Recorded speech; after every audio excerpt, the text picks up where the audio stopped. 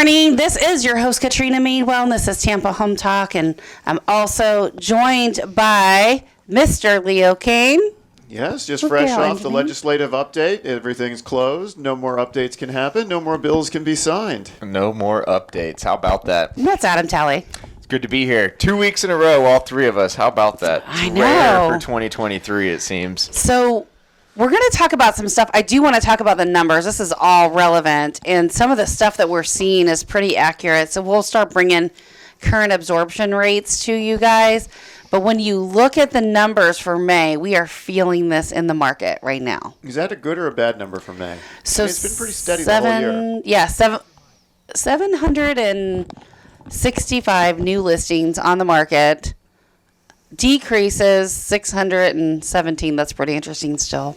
Find it fascinating. What I find interesting this week is the solds. 1,000. Yeah, what happened? Like a whole bunch of money just got let loose? Because sold is substantially higher for week to week. I think people are just getting over the fact that the rates aren't going to change. The rates are the rates. If the rates are the rates, and if they're going to get in a house, if they're going to wait, they might miss it because the prices haven't gone down either. 4%'s better than 5, and 5%'s better than 6, and right, and 6 is going to be better than 8 if it gets to 8, right? So that's exactly the stance people are taking. That's what we're seeing. I'm just impressed. I mean, this whole year has been steady, steady. So 993 pending. That 1,000 is it's not quite double, but literally we're 2/3. That's substantial. I mean, it's a 25% increase. So what are you seeing absorption rate-wise? So I haven't calculated the absorption rates in a while, but if I had to guess, I'd say we're ticking back down to 3 months. We were 2.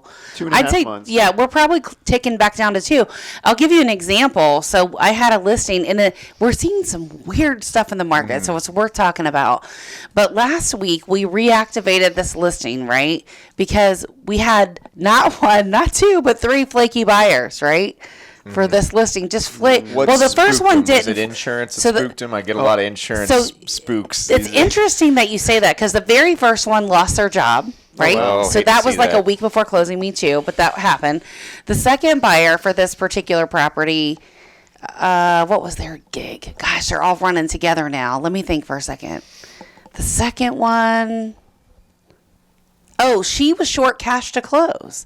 Her lender didn't quite have her pre-approved, so I don't know if the money was spent or something happened, but they were short cash to close. The third one canceled because the kids decided the parent shouldn't buy in a community that doesn't have a resort-style pool. How old were these kids? Fourth one. How old were these kids? I don't know. I think they're adult kids. Someone from the Northeast buying a second home. Fourth ones, so there's a point to this. So we had this house open. Mm-hmm. Actually, we didn't even hold it open. We just had showings all weekend. Mm-hmm. We called for highest and best offer by Monday at 9 a.m. We had 9 offers on this place. So it sounds like you guys are bad at choosing the correct offer then. No. Ooh, a dig. Okay. From Beryl Project Engineering and Inspections. I'm going to completely push back on that because... Please do. It sounds like you lost 4 buyers. I am going to... It's not my buyers, first of all. If it was my buyers, we would have made it to the finish line. It was my listing. She's in a great mood, but even I don't know if I would have said something like that. You're bold. I'm sparking controversy. So let me just tell you, the last buyer that we had... after the 9 offers that we picked that just canceled again, was pre-approved with Sarah at the mortgage firm. And we took that offer because it was Sarah. And we're like, great. Nice. This one has the best chance to get to the finish line. Guess what? It didn't. Buyer just flaked because there was a $13 a month flood insurance. Do you get on those? Do you get to keep the escrows at least on the other 3? Not when they cancel it early. Oh, no. They canceled pretty early. Yeah, all of them did except for the one that lost their job. But then they're still protected under the loan commitment. Well, and I would feel really poorly to be like a Scrooge and keep somebody's thing and you lost your job and I'm going to keep $5,000 that you clearly need right now. I would have no problem with it. I mean, think of the holding costs on this poor seller. So let me add to that and be the person in the middle for once because that's pretty. So think about it. And most of our contracts are about 30 days now still. Some of them are going a little over. Mm-hmm. Our provision says 30 days for loan commitment. So if it's drug out that far and you have loan commitment, the seller has cost as well. They have real cost in terms of hiring packers, hiring movers, probably taking time off work themselves. They're going to have real cost in this as well. And so for the buyer to cancel the 9th hour, regardless of the situation, they're probably, if it's contractually, they're probably going to lose their escrow. This one didn't. They were still within the 30 days time, so they got their escrow back anyway. But we're seeing a lot of buyer. I feel bad for the seller. We're seeing a lot of buyer. I do feel bad for the seller because we're on offer number 5, which is absolutely crazy. You're on offer number 14. It's been offer, yes, contract number 5. But we've had multiple offers every single time this thing hits the market. And I think buyers want to buy, but they're a little like. What part of town is it in? It's in Riverview. That's a great part of town. I mean, that wasn't the 4 2.5, was it? No, 3. Why don't we buy it, Leo, and we'll rent it out? It's already under contract again. So we'll see. I mean, this should get to the finish line, but I just think it's crazy. Some shekels lying around. Let's buy this thing. Yeah. What's a shekel? You guys are making a mockery of the show. I'm just saying. No, anyway, I'm sparking controversy. The market. We're trying to get you. We're trying to make sure your 6th contract is your final contract. The market. They do sweeps in May. We have to get our ratings up. The market's heating up. So buyers that probably couldn't buy in the last 2 years are entering the market now. We're seeing that, and it's just we're seeing it in the numbers. Like they're still not building fast enough. Like for example, in Connerton, everything they're releasing every single week for the last 2 months is selling in 5 minutes, and they've had a price increase. Angeline, I sold another one of those over the weekend last weekend. So the market's definitely heating up. So if you're a seller, and I had one actually that signed with me yesterday. I sold him the house probably over 20 years ago. Literally, that's how long he's been there. And I thought, he's going to live there forever. Just blue class worker, mechanic. He's moving to Homosassa. He wants to. He's selling and moving to Homosassa. I have a client that moved from Valrico to Homosassa, and every time I talk to him, he couldn't be happier. Yeah, it's like old Florida. He absolutely loves it. Can't pronounce my town. Not moving there. It's vacant land.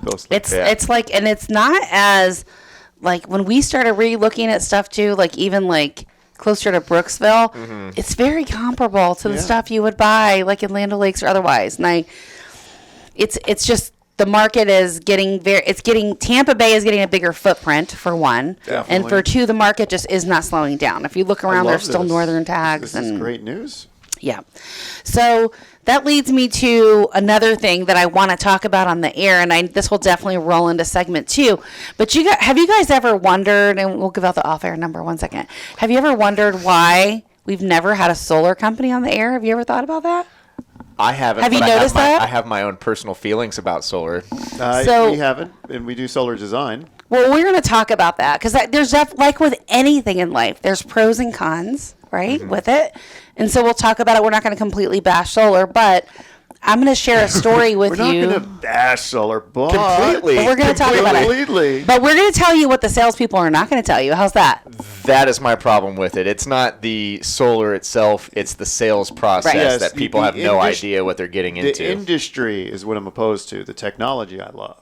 And we're going to talk about all of that this particular hour on Tampa Home Talk. So the solar industry is very, very shady. And I would love to talk about some of the designs that Beryl is doing as it relates to solar. I think that would be so fascinating to talk about. Hey, when we're talking about that, if you ever design one that for a house that's near a golf course, can you just tell them not to do that? I was playing golf the other day, and I saw one. I'm like, oh yeah, that's not hail damage.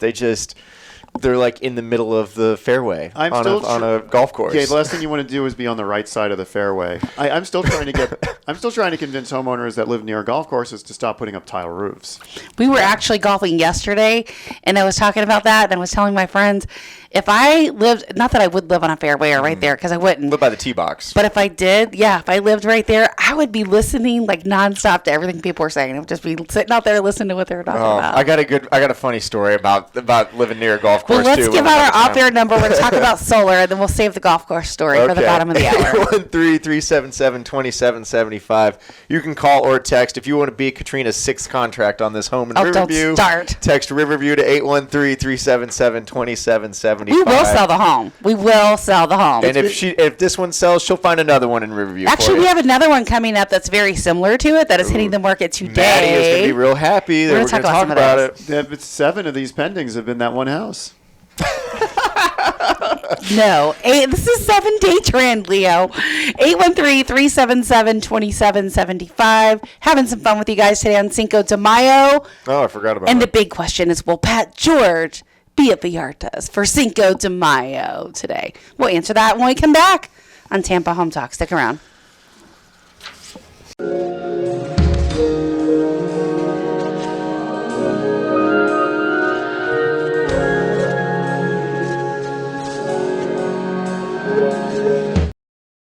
Welcome home. This is Leo Kane with Beryl Engineering and Inspection, bringing you a whole segment about solar. All right, before we jump into that, Pat George, you going to Vallarta's tonight? It's Cinco de Mayo. It's not a... No, I'm not going tonight. I'm going this afternoon. Tonight's amateur hour. Yeah. At 4 o'clock on the hot pavement, it should be 145. And you're looking for the clown tent? Is that where you will be?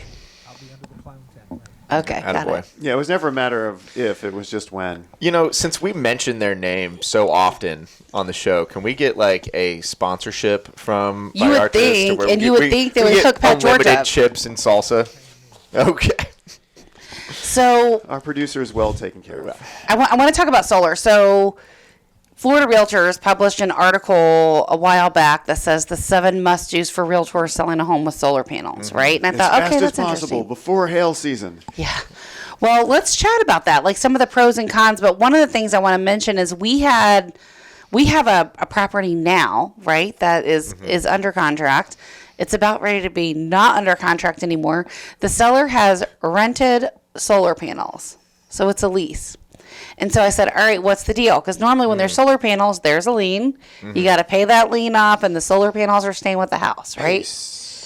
Well, it's not always PACE, but there's there's a UCC lien. And anyway, so she said, no, these are rented solar panels. So the buyer can either assume the lease or they can be removed. And I thought, okay, that's interesting.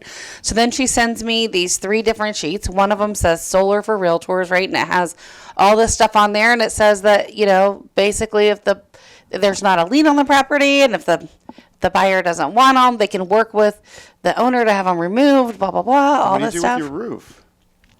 Well, here's the deal. It got down to it. We have a buyer that doesn't want the solar panels, and on the lease system, they don't want to assume it. And essentially, the lien, not lien, is really a lien. And they are giving her the option of, here's the jacked up part. Like, it gets better. You can buy out the lease for $24,000, pay the rest of it. Okay. You can buy them outright for $35,000. And so she says, okay, you're forcing me to buy them, right? If I buy them, take them with me to my next house. No, we don't move them. You've got to hire a third-party company that will move them and install them. Yeah. Okay, you're saying yeah. Tell me more. How does someone not support a product that they sell? Okay, so the solar industry is very shady. I mean, it's corrupt. People are there are snake salesmen out there. It's hard to find good companies that do solar because what you're doing is you're selling products that come with rebates, that come with the government putting these on different methods of payment. People aren't price checking. It's kind of like if you're a contractor that wants to do something maybe a little shifty, you jump into solar. And we see them time and time again. It's not fair to the homeowners. Ultimately, you're hiring a company to put about 1,000 holes in your roof to get $150 off your electric bill. Well, and I'll tell you where my problem lies. And again, I don't want to bash every single person that sells this because, there are good companies. There's good people and there's good companies. It's like anything else. There's bad actors in every industry. However, I'd say more probably bad than good, yeah? in my experience, yes. So my issue with them is, we used to do is if you have a certain wattage and you sell it back to the energy company, you have to have $1 million of liability of coverage. And, This is for insurance? for Why? insurance, yeah, because you're selling a product back to an energy company. Oh, So my goodness. Here's the main problem with solar in Florida is Florida will not allow you to be 100% off the grid. Right. You have to be connected to the grid. So what ends up happening is you use electricity when you're using electricity. And then when you're not using it, but you're still generating electricity, you actually give it back to the power company, and then your neighbors get that electricity. But the problem is, to get these deals over the finish line, these salesmen are like, oh, we'll pay for that policy for you. But they're not telling these people that they're going to have that cost for the rest of their life. How much extra is that? Well, if it's like, it depends on what your homeowners is set up like, right? So like if you have the problem is most people are with Citizens now. Citizens liability caps out at $100,000. So if you're with a standard carrier and you have $300,000 in liability, I can do a premises only liability policy for like $150 to $200 a year. Not a big deal. But if you're going from $100 to $1 million, now that's like a $650 policy. And you're not thinking about it if the solar rep's like, oh yeah, I'm going to pay for that for you, but they're only paying for the first year. one. And So you really need $1 million? Yeah, Yes. and then the energy companies aren't necessarily auditing this stuff, but if they do, these people are going to be screwed because they're not paying for their renewals. I've had anyone that was like the one that was 650, which is like excess and surplus lines policy. It's like all that. Not a single one of those people have renewed their policy. I've had a few that renewed the ones that were like, it's kind of like an umbrella, but it's just premises only. That was with Progressive. Those have renewed, but we just stopped doing it because the reps have, they're not doing right by their clients, and then it creates a lot of stuff for us where they're like, we don't even know who you are or who you're, and we're like, well, you signed an application last year, so. From an insurance perspective, Adam, I have another question. So what happens if, they install these panels? Wind and a storm can definitely get under there and rip those up. Now it's a projectile object and it hits the neighbor's house. Like, how does that work? I mean, no different than if like your roof came off and fell onto their yard. It's, or anything else in your yard going over there. Just Deborah's. Yeah, so. From the seller's perspective, right, which is a pro, she says, well, my power bill was over $400 a month. With solar, I pay $200 and my cost is averaged out. Yeah, I mean, the problem with solar has been for a while that by the time you save the $150 a month in your electric bill, you have to have these panels for 25 years for it to break even, and then by that time they're out of their useful life and you got to replace them. So that's where the government subsidies came in to help offset some of the costs to make it worth your while. But if you're not going to be in your home 15 plus years, economically, it doesn't make sense. What would you say are some of the pros and cons? And talk about some of the design stuff that Beryl does around solar. I mean, part of the pro of solar is environmental stewardship. Let's take the Florida Aquarium, for instance. Every single free area of their roof space is covered in a solar panel. They offset their electricity cost as much as possible to run the aquarium in an environmentally friendly way. Solar is awesome for those offsets. You are allowing, and I talk about this a lot with the water industry, with the electric industry, everything they build plants for, plants are energy generating, water generating, they have to build it towards something called a peak demand. Peak demand is if everyone took a shower at the same time, I need 100 gallons available in any given minute. Now, or if everyone's taking a shower at the same time, I need 100 watts. And reverse that. Yeah, 100 kilowatts available at any given time. Now, these are really low numbers just for explanation. What solar does is it allows you to offset that. So now if everyone's taking a shower at the same time and everyone has solar, I, the energy company, don't have to build a plant for 100 watts. I can build a plant for 60 watts or 70 watts. So A, in a growing area like Tampa, it allows them to push off expansions. B, in a shrinking area, let's say New York, Ohio, it allows them to downsize plants or to mothball, they call it, sections of their plants so they aren't needing the area. So it helps prolong having to do replacements of equipment. That is the true benefit of solar, is to offset demand for these energy companies. So why wouldn't they just build with solar? Why wouldn't the energy companies? Well, the energy companies approach it from a different way. They'll do an energy audit of your house, and they'll change out all your light bulbs to LEDs, or they'll do something called Mass Tech, which is a coating over your ductwork to prevent energy loss in the attics. They do the simple stuff. Putting solar panels on everyone's house isn't economical for the solar company or for the homeowner or for the government to have. It's just the technology to put these panels up is an expensive technology still. So since you're the engineer, what's the long-term effects for the roof that you're drilling holes And do in? you have to put it on the roof? That's what I'm thinking. So you want your panels to have as much southern face exposure as possible with direct sunlight. Now, where is going to be an open area of your house or your yard?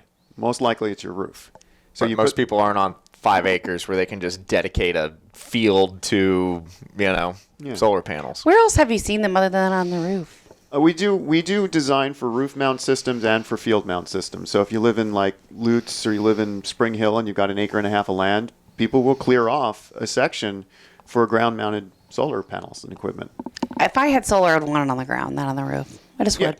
Yeah. I had the land for it. I mean, my yard, I don't have any space other than a roof.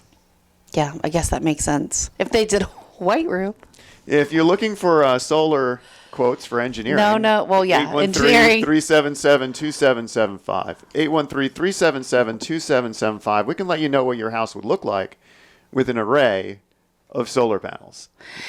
Yeah, we'll talk about that, and then also, Adam, you can share your golf course story, and then maybe talk about Senate Bill 1002. That's for insurance a little bit. I think that'll be good. Okay. And then one. we'll touch on the Fed rate hikes when we come back. Stick around.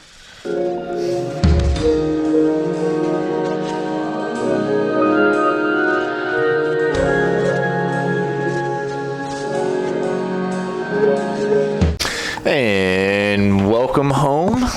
This is Tampa Home Talk. I'm Adam Talley with Talley Insurance. And before we dive back into all the other stuff, and I know you wanted to talk about that bill. What's your golf story? Something real quick. No, the golf story is just funny. That could be towards for the end. But something that we're seeing, and this will be important for you as a realtor and you as an inspector, Leo, is we have carriers that are now treating water heater age very strictly for eligibility like they were treating roof age. Wow. So, like, I had one. The house was a 2008. Water heater was in great shape in the garage, no issues. Only used on Sundays. Right? To shower for church. And they denied it because it was 15 years old. There's no rust. We sent them a perfect Why is that even a big inspection. deal? Why does that matter? I would assume because that might be one of the leading causes of water damage claims, if I had to guess. Well, when a water tank ruptures, let's say you have a water heater and you're not changing your sacrificial anode, which is the rod that protects the heating coils and the sides of the walls. Let's say you're not replacing that. It's 20 years old and it's rusted. It can just, and when it, that's a bunch of water sound of 40 to 50 gallons of water flooding out. Okay. But along those lines, next thing you're going to have insurance companies wanting to stop people who have fish tanks. Oh, my gosh. 40 to 50 gallons. The world has gone mad. I'm just saying. It has. All right. You want to talk about the Florida legislative bill for the windshield repairs? I'm so glad that it's going to the governor's office. Yeah, I mean, I just read what you just put right there. I hadn't heard about it, but I've been kind of, So recently. Florida House of Representatives on Tuesday, they overwhelmingly approved the bill that would prohibit assignment of benefits for windshield repairs. That needed to happen. And I agree, went to the governor's office for signature. So we're expecting that to pass, and it's where they basically just fix a crack. If there's a little chip, as opposed to replacing the whole windshield, I think it takes away the whole attorneys in the middle. You're right. I don't think. Why do you need an attorney for a windshield? It's not the attorneys. I'm just so tired of going to those day fairs. And there's a booth set up where they're trying to tell you, we want a free windshield, I'll give you a gift card to a restaurant. Yeah. It's like, why? Oh, that's in there too. They're not allowed to give away gifts anymore. Yeah, no, that's what this is aimed at. It's less about changing the windshield if it's cracked. It's more about stopping all the false claims that happen from these people pawning gift cards. Or the jacked up prices, right? Oh, God. We'll come to you. I'm like, $1,200 for a windshield? Right. And I have, we're in an office complex where our office is, and we'll have people that like walk around the complex, like looking at windshields and then coming into the offices saying, oh, hey, is that your car? I noticed you have a chip out there. Mm-hmm. Like, wow, that's crazy. Talk about in your face. Yeah. And then I'll go one step further. So, in the past, people would think, okay, it's just a windshield claim. It's not going to affect me very much. Well, what we're seeing is that's not the case anymore. So a claim is a claim, right? Whether it's, roadside assistance or, anything We were like talking that. about that yesterday on a mastermind call. So maybe you can elaborate, because someone said if you have an insurance claim, it gets classified under collision. Is that right? Or under? It depends on what it is. Okay. A windshield would be a comp claim unless comp. unless it was part of like a bigger accident. So that's sneaky though, because if I use AAA for my roadside assistance, which I do, but my business insurance also has roadside assistance, you're telling me I'm going to get dinged for every employee that uses roadside assistance now? You could for sure. And it'll go off of frequency. Now, commercial might be a little different than personal lines as far as how they're going to rate those. Because, different carriers, that's just like an ancillary service to attract you to come as a commercial client, because we're talking large numbers. On the personal line side, I used to, and it's just a whole role reversal, because probably, as recent as 3 years ago, I was saying, hey, well, pay the $10. Are you ever going to use it? Pay the $10 on the insurance policy, and stop paying the $150 for AAA, because if you're not using the discounts and you're not doing anything else, then why are you spending the extra money? I can't find places that take the discounts anymore. It used to be Right. AAA, AARP, give me my discounts. Now it's AAA, AARP. They're like, what are those? I'm like, Alcoholics Anonymous. Right. But now it would seem that maybe that $150 to have AAA probably isn't the worst idea if you're actually going to use it, because then it's not going against your insurance. Listen, I always use AAA. I had a flat tire in my car and I had to have it towed, and I'm like, just use AAA. Yeah.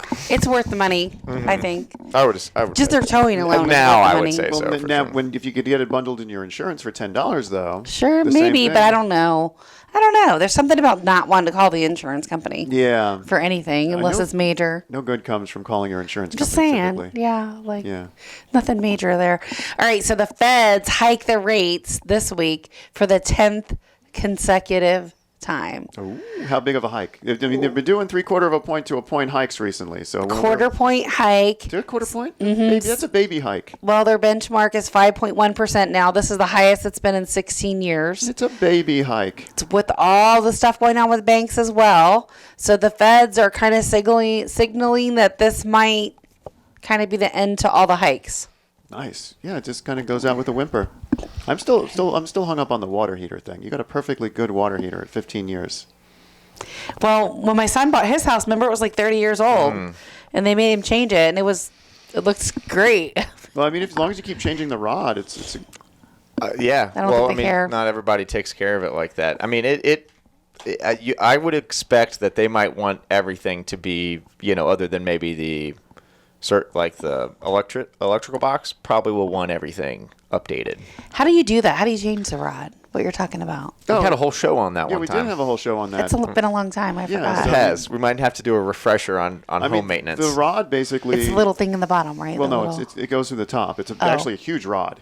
So basically, what you do is you unscrew the top and you pull the rod out, or what's left of the rod, and you put the new rod in. And some of those rods are like 3 or 4 feet long. And what does that do exactly? So basically, because you have this electric current going through the water to heat it up, that same current's moving salts around that could actually corrode the metal. So this rod says, hey, corrode me instead, because it's a more attractive. It's like if you were to have one that's like a cruise ship buffet versus one that's Golden Corral. The cruise ship buffet is probably going to have more diseases on it, so you go to the Golden Corral. So this is the Golden Corral for your water heater. Okay. I guess. Sounds fine. Okay. Sorry. Well, Mommy, I didn't eat breakfast.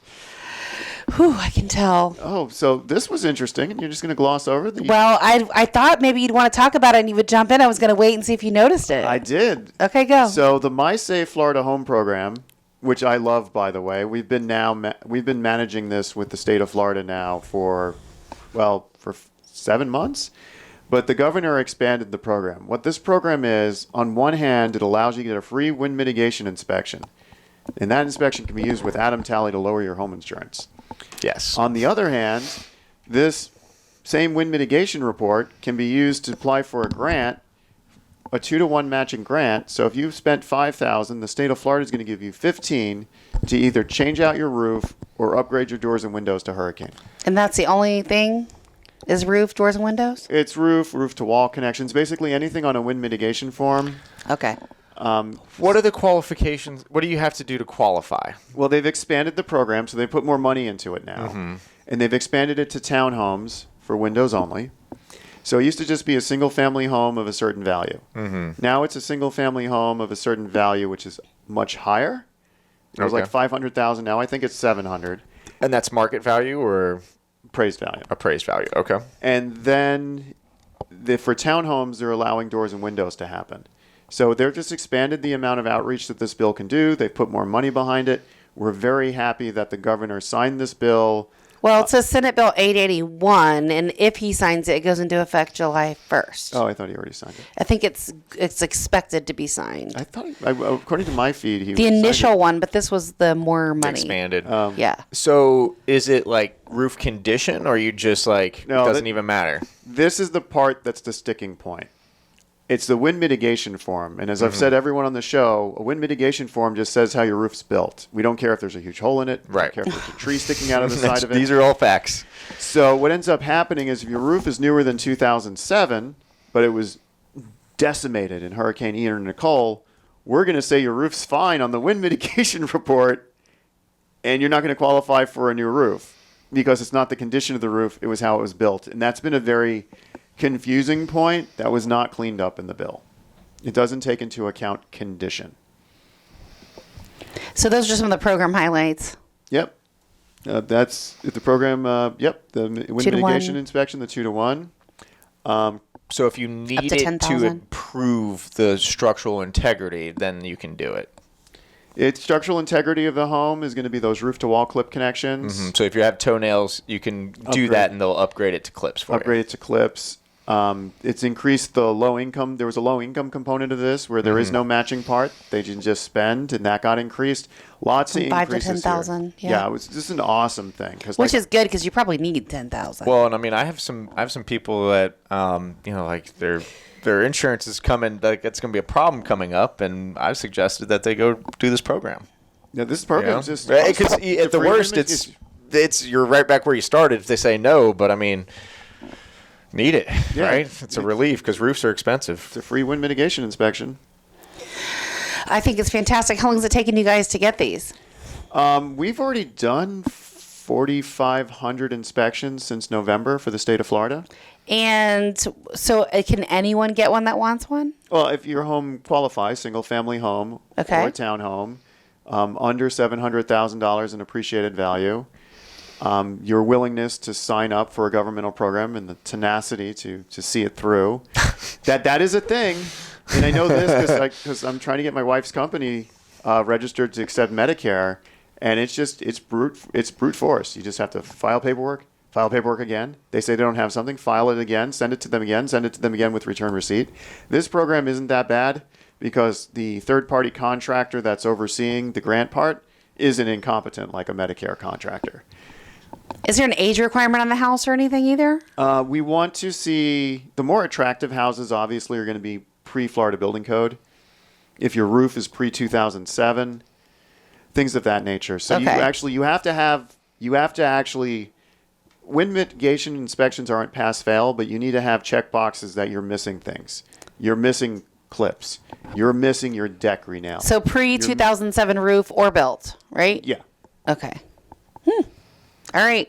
That's a good little tidbit. Yeah, no, this is Might awesome. send I that one to my recommend database. everyone So sign up for the My Safe Florida Home Program. if I send this to my database, Leo, they can just call Beryl and get a free inspection? No, they have to apply through the state.